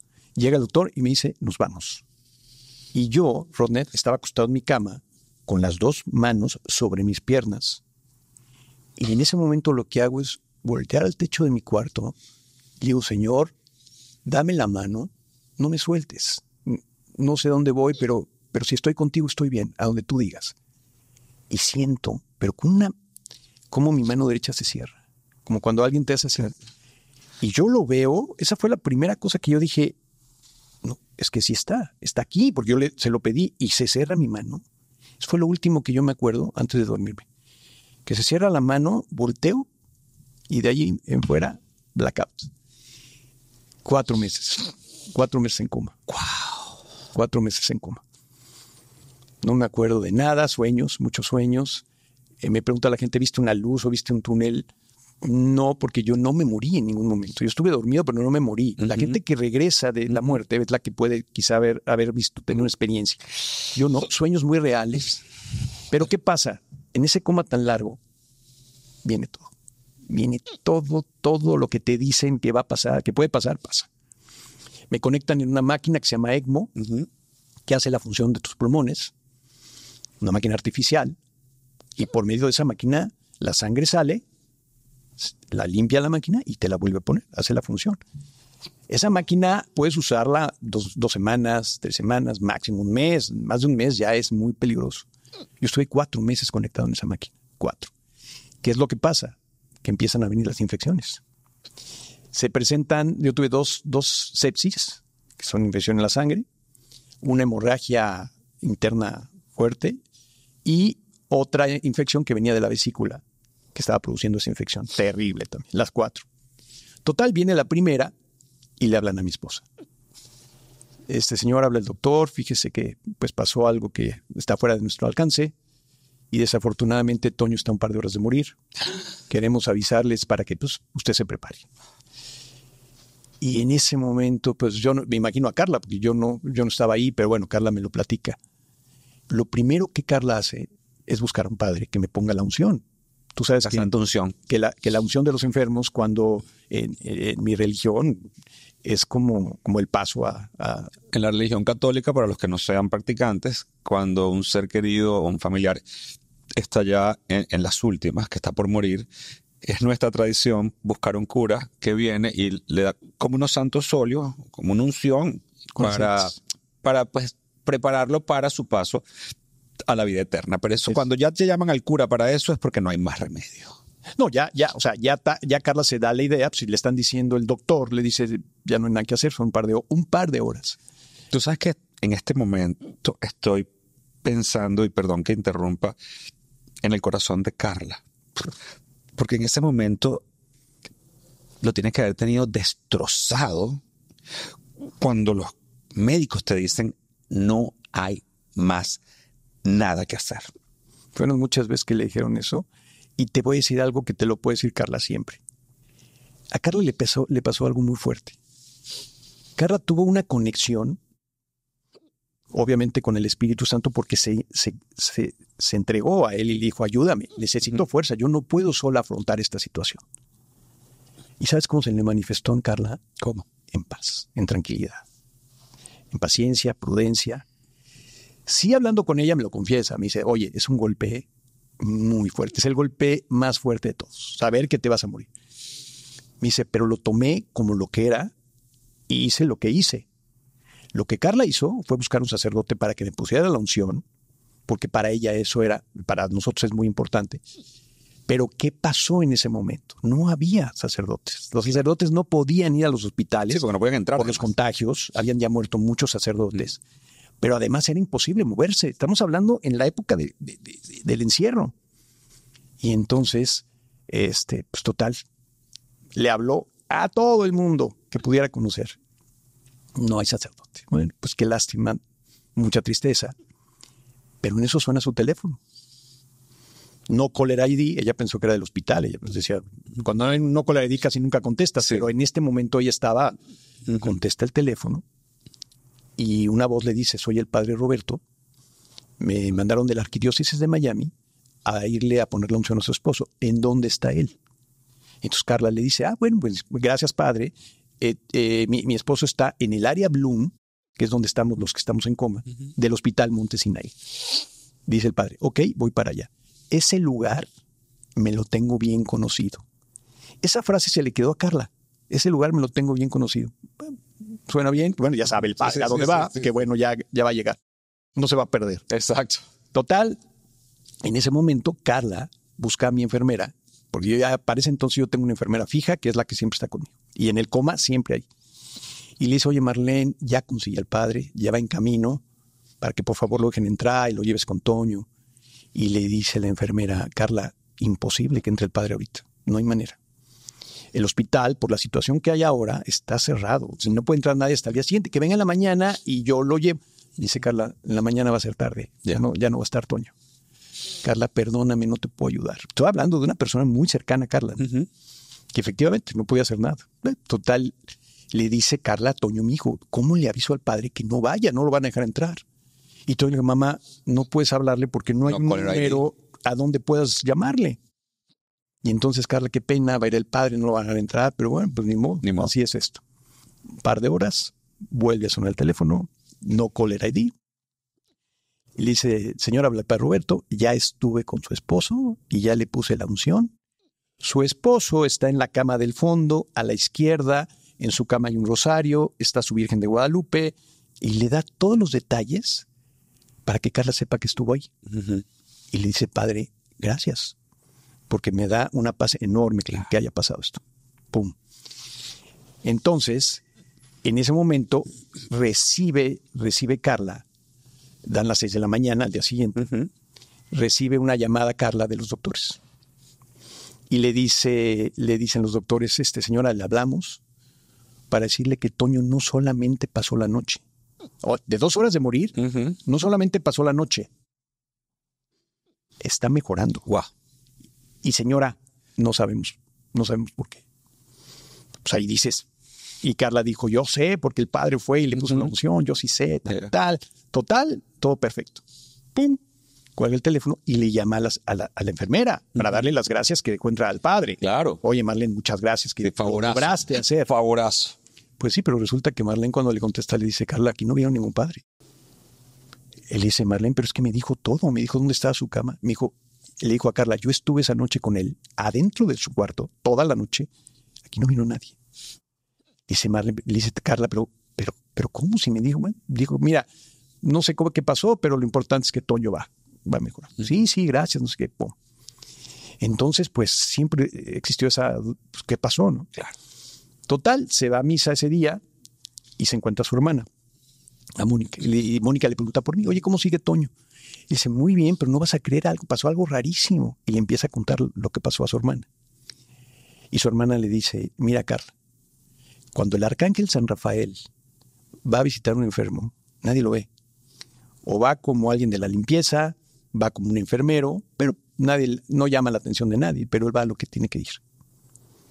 Y Carla le dice, oye, pues eso pasó, porque así se... Y le dice, pues puede ser. Pero en eso la hermana le dice, el arcángel San Rafael tiene una frase que es muy peculiar de él. Y le dice, ese lugar me lo tengo bien conocido. Esa es la frase del arcángel San Rafael. No, wow. Entonces, cuando Carla escucha que su hermana le dice la frase del padre, lo junta, dice, eso me dijo. Hasta el día de hoy, no hay ningún padre Roberto ni en la arquidiócesis de Miami, ni en las iglesias que hemos preguntado. No hay un padre Roberto. No, hasta ahorita no hay. Vimos que las cámaras, ¿qué tal? No hay. Entonces, ¿sabes qué te das cuenta, Rodner? Son los milagros. Que sí existen esas presencias. Claro. Y que sí existe Dios. Claro. Y que sí está Dios contigo.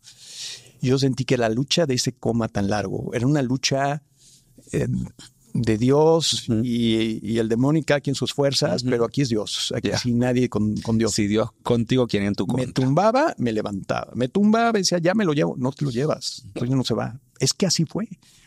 Total, llega el momento de despertar. Que ya 4 meses en coma, conectado a como estaba yo, pues ya yo prácticamente ya no era nada. O sea, ya no tenía movilidad, ya tenía la traqueotomía, ya las cosas no ni venían, ni iban, ni nada. Entonces un día Carla se da cuenta que mi proceso no hay mejoría. O sea, no pasa nada. Y entonces pide una reunión con los doctores. Quiero saber cómo está Toño. Claro. Y se juntan los doctores con ella y le dicen, señora, ya no hay nada más. O sea, Toño soportó un coma muy largo, pero ya no se puede hacer nada. Allí hicimos médicamente todo lo posible. Lo que puede hacer es llevarse a Toño con un respirador a su casa. Y en cuestión de 1 o 2 semanas, pues Toño va a morir. No hay otra cosa.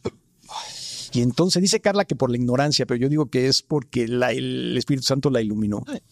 Porque Carla dijo, sí hay algo más que hacer. Tiene que haber algo más. Y entonces uno de los doctores le dice a Carla, sí, efectivamente, sí hay algo más que hacer, pero Toño no califica para eso. Porque Toño en el coma perdió todo. No tiene nada, no tiene con qué entrar a una lista de trasplantes.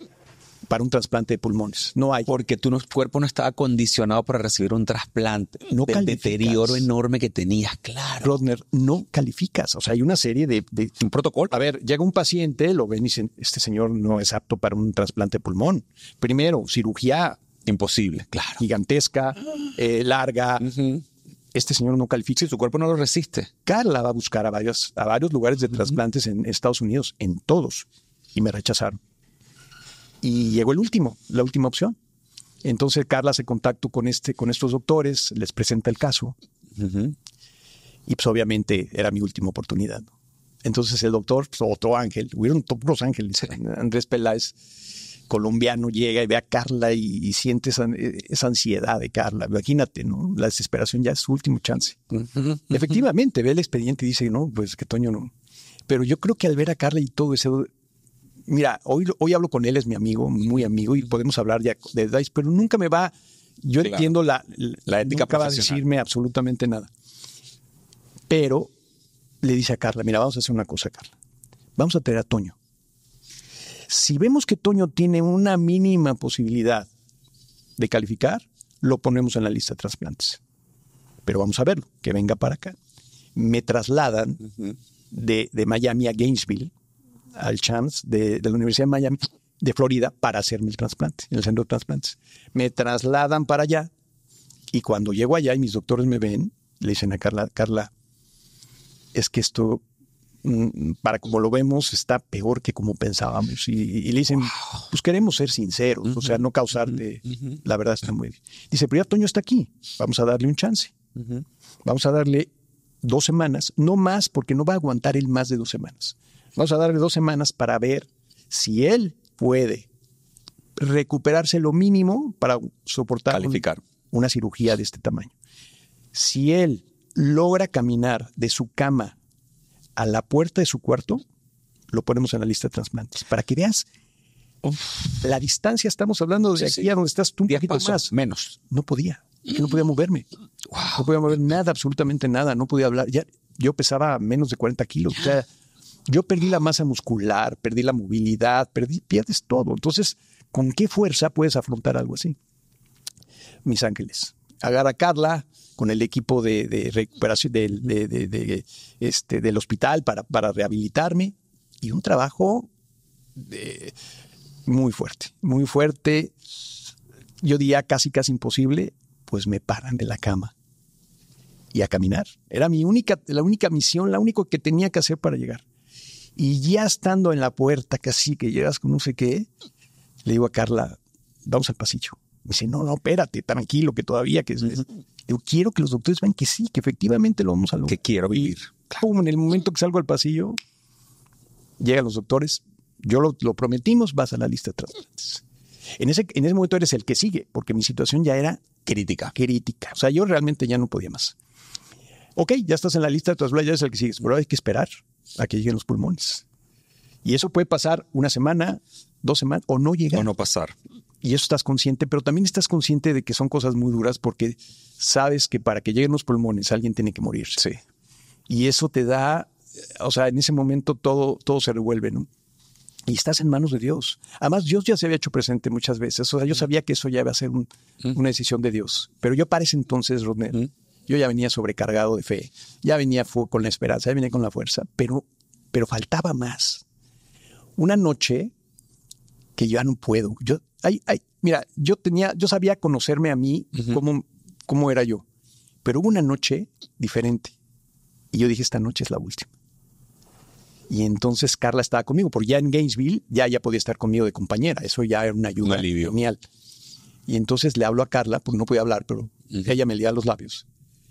Y le digo, flaca, ya no puedo más. La luchamos, la peleamos. Gracias. Mira dónde llegamos, pero bueno, nos faltó un poquito. Y ella sabía que yo estaba, ya no podía. Entonces, pues obviamente lo aceptamos. Me dijo, Toño, ¿qué te digo? Entonces me agarró de la mano, rezamos toda la noche, toda la noche lloramos nuestros hijos, y veíamos todos juntos. Y a las 6 de la mañana entran mis doctores y me dicen, Toño, ya llegan tus pulmones. Pero si yo me acabo de despedir, o sea, que dije, qué mara. O sea, haz de cuenta que pum, prenden la luz, ¿no? Preparan a Toño, tiene que estar listo, pum, no sé qué, pa. Los pulmones se tienen que poner rápido, no es un órgano que dure, ¿me entiendes? No, o sea, lo ideal es no lo llegan puedes congelar, y los pones, o sea, tiene que ser. Y entonces yo estoy ahí con Carla en la preparación, entusiasmado y tal, pero yo veo que el día empieza como a hacerse tarde, y ya después de muchas horas dije, oye, ¿qué pasó algo?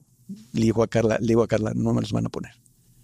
No digas eso, ya están listos. Que no sé qué. Entran los doctores, después de todo esto, y llegan y me dicen, no te vamos a poder poner los pulmones.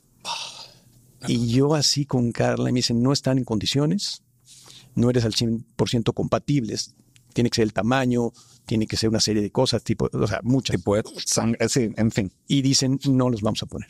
Entonces, vamos a seguir esperando un poco más. Por lo general, entre cada 2 o 3 días recibimos siempre órganos, ¿no? Vamos a esperar 2 o 3 días. Ahí me pasó algo muy, muy interesante. Ahí agarré fuerzas. Porque yo que ya venía desgastado y todo, llegué a momentos a pensar que nada más estaba ahí pasando hasta que llegara alguien y me dijeran, ya se murió. Yo llegué a sentirlo. Y cuando me dijeron, sí llegaron los pulmones, dije, entonces sí llegan. 1. Y hay algo adentro de ti, Rodner, que se mueve y que dice, 2 días? No, 2 días sí. Y con Carla en la mano y viéndonos y mis hijos afuera esperando y habían pasado muchas cosas en el Inter. Vamos por todo. O sea, aquí estamos, vamos por todo. 2 días. A los 2 días llegan estos pulmones que tengo. A los 2 días llegan los doctores felices. Me dice el doctor, ya llegaron, pero además ya los revisamos, están en perfectas condiciones. Vamos a hacer el trasplante. Otra vez a preparar todo, pum, pum, pum. Y tienes que entrar despierto al quirófano, porque te hacen unas pruebas, ¿no? Entro al quirófano, haz de cuenta que entras a una nave espacial. Yo siempre digo, eso es una nave espacial. Y empiezo a ver todo, las pantallas, las grúas, a los doctores, pero en eso volteo y alcanzo a ver la mesa de trabajo. Martillos, serruchos, taladros, espadas. Dije, no, a ver, espérate, esto es una carnicería. Y yo cuando veo eso, ahí es donde yo empiezo, pero es algo que no puedes controlar. Empiezo a temblar de una manera porque sabes, es como que sabes que lo van a usar, que te van a cortar en pedacitos. Empezó a temblar y veo que se acerca mi cirujano, el doctor Machuca, se acerca con una paz, una tranquilidad. Me toma del hombro y me dice, Toño, tranquilo, ya vas a dormir, pero quiero que te acuerdes de una cosa. La mano que mueve mi mano es la mano de Dios. Cuando oigo esa frase y lo volteo a ver y digo, perdón, es como decir, yo lo sentí como un mensaje directo y dije, pues Dios está aquí, Dios va a hacer mi trasplante. O sea, y empiezo en cámara rápida a ver todo y decir, este es el momento, o sea, Él está aquí porque, o sea, ya que te digo, o sea, se me duermo. 8 horas y media después despierto, obviamente en la luna, pero ya con mi trasplante. Y cuando yo me acuerdo que es lo primero que veo, la primera que veo es a Carla y a mi doctor, me dice, Toño, un éxito el trasplante. Maravilloso. Me hacen unas pruebas, trata que respire y me ponga. Yo tenía todavía el respirador por aquí, pero bueno, trata de que yo trate de respirar, etcétera, etcétera. Pero yo ahí ya sabía que yo ya estaba. Dije, ¿sabes qué? Este es el proyecto de Dios. La libré. Vamos para arriba, vamos para adelante. Y empieza el proceso de la recuperación. Que debe ser durísimo. Durísimo. Pero mira, cuando sabes que Dios está ahí, Él se encarga. Mira, sí hubieron momentos muy duros, muy difíciles, pero es increíble sentir esa presencia, ¿no? Sentir esa presencia es una paz, es un confort. Yo vi a Carla también con paz, a mis hijos con paz. Carlita, mi hija, le dijo algo a Carla cuando la noticia, como veían que las cosas salían así. Le dijo, mamá, nadie quiere más a mi papá que Dios. Y ahí es donde te iba a preguntar algo. Déjalo. ¿Por qué crees que Dios a ti te salvó cuando tantos otros no la libraron? Es una misión. Yo te lo digo así como lo veo hoy en día. Tienes algo que hacer. Las gentes que se van es porque ya se van, ya cumplieron lo que venían a hacer aquí. Y ahora que pasa el tiempo, llevo 4 años de mi trasplante. Y en esos 4 años te puedo decir que han pasado las cosas que yo nunca me hubiera imaginado que podían pasar. Cosas maravillosas. Hice este libro. Acabé de hacer la serie con mi hijo Toño, que se quedó a la mitad. Mariachis, que está en Max, en la plataforma de Max. Lo pude acabar. Entregué a Carlita en la iglesia. Nacieron mis nietos. O sea, de 4 años para acá, yo me pongo a pensar y digo, lo que me hubiera perdido si me hubiera ido. Ya no hubiera visto esto. Ya no estaría aquí contigo. Y entonces empiezas a ver que todo tiene un sentido. Todo es para algo. No es una casualidad. Porque empiezas a ver que las cosas se te van presentando. O sea, el hecho de hacer el libro, no creas que yo lo tenía en la mente. Se presentó y lo tomé. El hecho de las pláticas que doy ahora, este tipo de podcast, porque encuentro que en cada plática de los testimonios pasan cosas. Se acerca la gente y me dice, oye, me volvió la fe, me tocaste, oye, el mensaje de esperanza, la familia.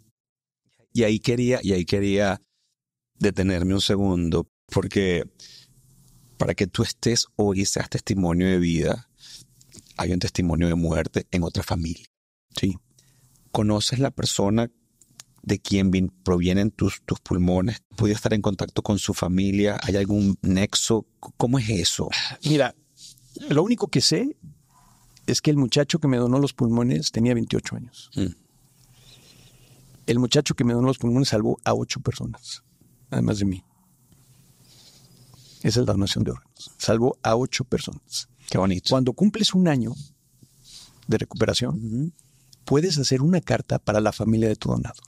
Y en esa carta, pues obviamente pones el interés que tienes de conocerlos, porque pues, es una ilusión. Claro. De ambas partes, porque yo estoy del lado bueno, pero el lado triste y duro es el otro lado. Y yo lo entiendo, hay un duelo. Es un muchacho muy joven, 28 años, es muy joven. O sea, yo me imagino que por ese lado está, me imagino lo que puede ser, ¿no? Sobre todo nosotros que tenemos hijos, tengo una hija de 28 años. Y entonces me dice mi doctor, esto es cuestión de tiempo. En el momento que la familia esté preparada, ellos van a ser los primeros que quieren conocerte. Claro. Pero hay que dejar que ese duelo se cumpla. Sí, claro. Porque eso va a liberarlos para poderte ver como lo que eres. Eres el portador de esa persona que se perdió. Eres el portador de algo de ellos. Y que gracias a eso estás aquí. ¿Has sentido tú en algún momento la presencia de él en ti, de tu donante? No. Nunca he sentido algo extraordinario. No, nunca. Seguramente le encantaban las pizzas porque yo nunca comía pizzas y ahora me encantan las pizzas. Yo no comía pizzas y ahora me gustan las pizzas. No te lo puedo creer. Cosas raras, sí. Wow. No sé si tengan conexión o no, pero bueno, son cosas que sí que no. Pero no hay nada que diga yo. Es más interior, es más pensar en una persona que no conoces. Obviamente, mi donador yo le puse nombre y obviamente se llama Roberto. Por lo que sucedió, para mí se llama Roberto. Claro. No sé qué va a pasar si cuando conozca a la familia mi donador se llama Roberto, entonces ahí sí tendremos que hacer 10 podcasts de estos. Wow. Porque me vendré hincado hasta acá. Pero tú te imaginas a una persona. Y yo cuando lo veo a la distancia en la imaginación, no tiene cara, no tiene forma. Es una su espíritu. Y ahí está. Claro. Y créeme que hay veces situaciones que le he pedido a él cosas. Porque sé que es un ángel que está con Dios. Y entonces, como él está tan cerca, pues es mi interceptor. Digo, mi interlocutor. Mi interlocutor con Dios. Y le digo, oye, pero hay veces que no hace falta, donde a mí me da miedo, porque yo de repente estoy pensando hasta en una tontería, el lugar del coche, y de repente le digo, Señor, ojalá haya un lugar para no caminar, y hay un lugar. Aparece. Oye, Señor, ojalá haya aquí esto, y ahí está. Oye, entonces ya de repente empiezo a sentir que las cosas están así, pero lo más bello que me puede pasar al día de hoy es encontrar gente que necesita algo de la experiencia que yo viví. Se me acercan muchas personas. No quiere decir que necesiten un trasplante, o no quiere decir que... Son cosas diferentes. Tú lo dijiste al principio de la entrevista, la esperanza. La esperanza es la fuerza. Cuando alguien te diga, ya no hay nada más, por favor, me hablas a mí. No, y te lo iba a decir, y no solamente tú, Toño, porque quiero reconocer públicamente que quien tampoco tiró la toalla en el momento en que tú no estabas en condiciones de tomar decisiones por ti mismo fue Carla, que no se rindió nunca, que dijo, ¿qué más? Siempre. Porque muchas veces pecamos de que nos dicen el primer no y ¡ay! Tiramos la toalla, ¡ay! Bueno, que se muera. Y cuando hablo de que se mueran, no es que te mueras tú físicamente, es de la oportunidad de un trabajo, de una relación, de tener un hijo. Yo escuchaba aquí en esta silla tantos testimonios.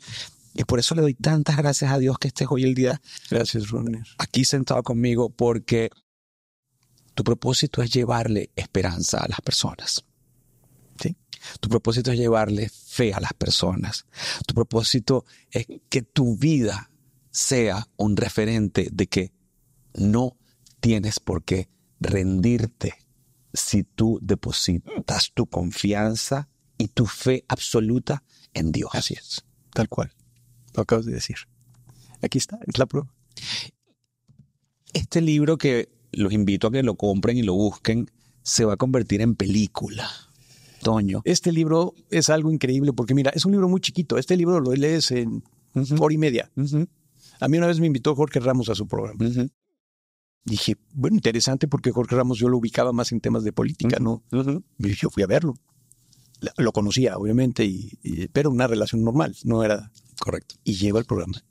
Cuando yo llego con Jorge, ya Jorge se había leído el libro, porque todo estaba marcado. Es una entrevista de 4 minutos, no más, ¿eh? Y puntual. Pero me llamó la atención una cosa. Al final de la entrevista me dijo, yo no tengo fe, nací sin fe. No me enseñaron. ¿Qué puedo hacer para tener fe? Y yo no me esperaba la pregunta, porque yo decía, oye, pues yo vengo... aunque la sepas, ¿no? Claro. O sea, es como... Sí. Y yo en ese momento tomé aire y dije, tienes que abrir el corazón. Y lo que siempre digo, a partir de ahí, porque no creas que ya lo tenía, Todos tenemos una puerta. En esa puerta, atrás de esa puerta, todos, no hay quien no, tiene a Dios. Si tú abres la puerta y lo invitas a pasar, Él entra. Si tú no lo invitas a pasar, Él no va a tirar la puerta, ni la va a derrumbar. Tienes que invitarlo. Pero si lo invitas a que pase, sí entra. Y en ese momento, nunca se me va a olvidar porque yo lo he buscado para entrar más al tema, pero creo que hay cosas que Dios se encarga. Mira, el tema de esto es tocar, poner una semillita. Ya solo, no es de que te hable yo todos los días, oye, ¿ya hiciste? No. Haces eso y Dios se encarga de todo. Pero tienes que dejarlo entrar. O sea, Dios no entra de más ni hace de más. Hace lo que tú necesitas y lo que tú lo dejas. Denle cabida a Dios en su vida. Mira, este libro, es chiquitito. Aquí está Cuba. Sí. Aquí está cómo conocí a Carla. Aquí está Mundo de Juguete. Y aquí está todo lo que pasó. Tengo todavía al final del libro, que ha sido algo que sirvió muchísimo, un QR. Entonces, las fotografías de los libros, pues mira, casi nunca se ven bien. Sí. Pero cuando tú entras al QR que hay aquí, te vas a una página que yo tengo donde están mis videos, mis fotografías del hospital, para que la gente se pueda dar cuenta de la realidad. O sea, yo te lo puedo platicar y tú te lo imaginas, pero cuando tú ves una cama... No, yo he visto fotos y son impactantes. Son muy fuertes. Y eso ha sido como el complemento de esto. Ahora, ¿lo vas a actuar, la película? Sí. ¿Vas a ser tú el protagonista? Qué maravilla. ¿Y para cuándo está pautada? Estamos en el guión. Es que como está basado en la película, pues obviamente estamos... En el libro no viene lo del arcángel San Rafael, por decirte. No está. Pero la película tiene que estar. Es que para mí eso fue muy importante. No estuvo porque hubo un error, pero ahí estaba. Y la película pues va enfocada 100% a esto. No hay nada más. O sea, no tienes que hacer nada más, ni tienes que decir nada más. Cada quien recibe un mensaje diferente. Porque tú vas pescando cualquier cosita y ahí es donde tú te enganchas en algo que tú necesitas. Que es lo que yo siempre digo cuando termino este podcast, que te quiero dar las gracias por haber venido. Bueno, déjame que siempre digo, nunca sabes cuándo alguien que está del otro lado escucha algo de este testimonio y cambia la trayectoria de su vida para bien, para siempre. Siempre termino, Toño, el podcast pidiéndole a mis invitados que ofrezcan sus consejos para superar los obstáculos en la vida. ¿Y los tuyos? ¿Quién mejor que los tuyos? No, qué maravilla, Ronel. Pues mira, ya después de todo lo que hemos platicado, lo puntualizo. Ante todo pongo la fe, porque la fe mueve todo lo demás. Y siguiente, la fe, la familia. La familia es el núcleo, la fuerza. Si tú tienes esa fuerza junto a tu fe, y si no tienes la familia, tienes fe, la fe va a lograr que tengas tu familia. Eso te lo puedo garantizar. Y de ahí viene, pues todo viene para abajo, vienen los amigos, que son muy importantes. Yo tengo un amigo que tú conoces muy bien, que es mi hermano.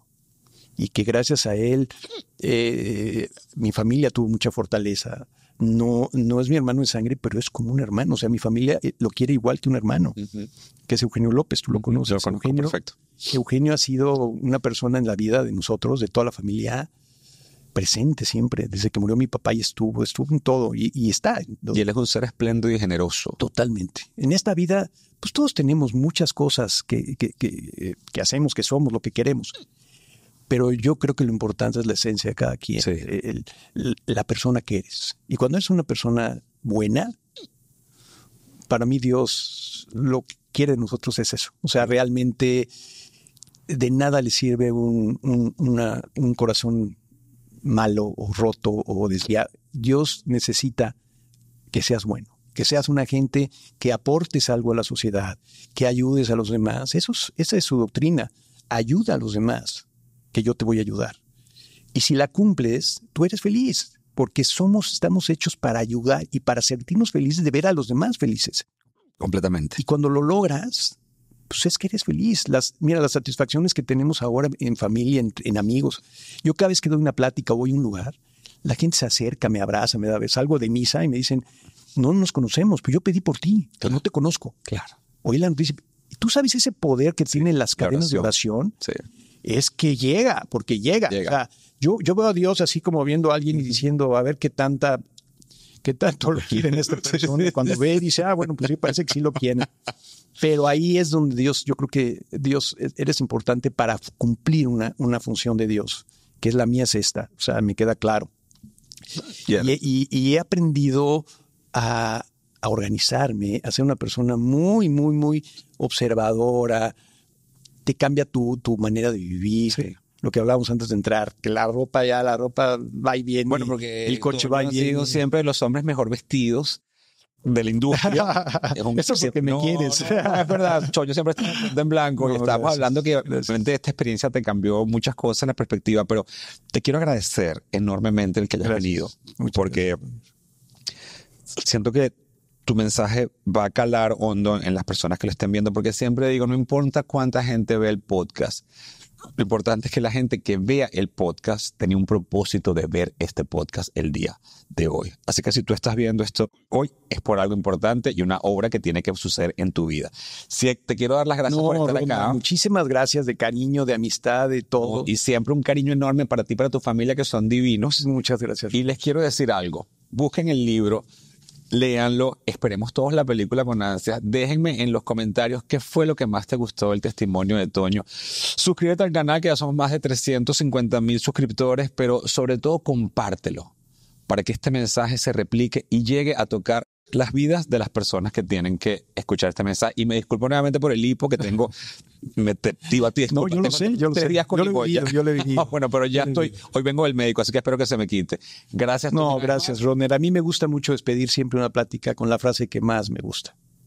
Si Cristo murió por mí, vamos a vivir por él. Amén, amén. Y que todo sea lluvia de bendiciones. Nos vemos en otro Cara a Cara con Rodner, el podcast. Chao, chao. Creer mucho en mí. La idea del retiro se me complica. Nunca darse por vencido. Yo creo que uno no debe estar, no lo aconsejo. Porque es que lo que yo quiero es no estar. Apreciar todos los días lo que tengo. Se puede gastar, pero se puede invertir.